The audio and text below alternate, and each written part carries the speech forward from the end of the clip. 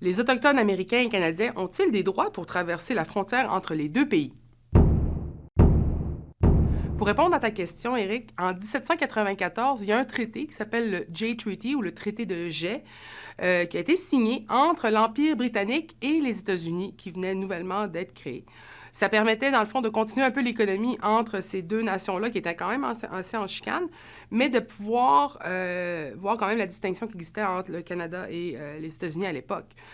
Sauf que dans ce traité-là, il y a quand même une provision qui a été créée pour les Autochtones, et c'était de pouvoir permettre le libre passage entre la frontière canadienne et américaine des trappeurs-chasseurs autochtones pour continuer justement la trappe et la traite des fourrures qui existait le long du Mississippi.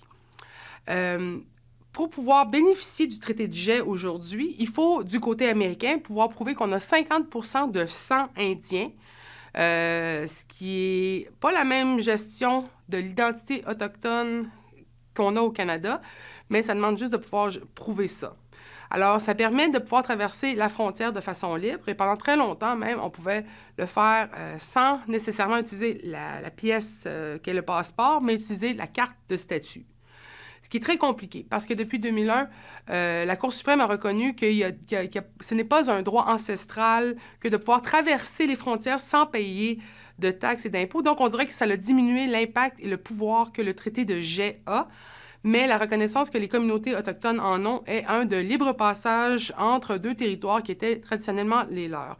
Et là, je pense particulièrement à la communauté de Akwesasne et aux postes frontaliers qui existent là, et beaucoup de pression, mais aussi beaucoup de tensions qui ont monté à la surface justement suite au non-respect habituel du traité de Jay, qui était que les gens de la nation Mohawk pouvaient traverser seulement avec leur passeport Haudenosaunee ou avec leur carte de bande, s'ils utilisaient la carte de bande.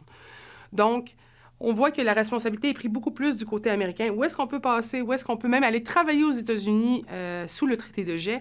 Mais au Canada, il y a un travail qui se fait de ne pas reconnaître ce traité-là de façon aussi libre. Et là, je n'oserais même pas rentrer dans la montée de l'intolérance qui vient avec le gouvernement de Donald Trump ou même le racisme automatisé quasiment aux frontières fait que le passage des Premières Nations et des peuples autochtones est de plus en plus difficile entre la frontière canadienne et américaine. Alors, tu comprends, c'est compliqué, mais c'est quand même un sujet d'avenir parce que c'est une question de pouvoir passer librement sur des territoires autochtones. J'espère y avoir répondu à votre question. J'espère que vous allez partager cette chronique et j'espère que vous allez poser d'autres questions. Et n'hésitez pas à vous informer autour de vous. Et on vous souhaite une belle semaine à Parole autochtone.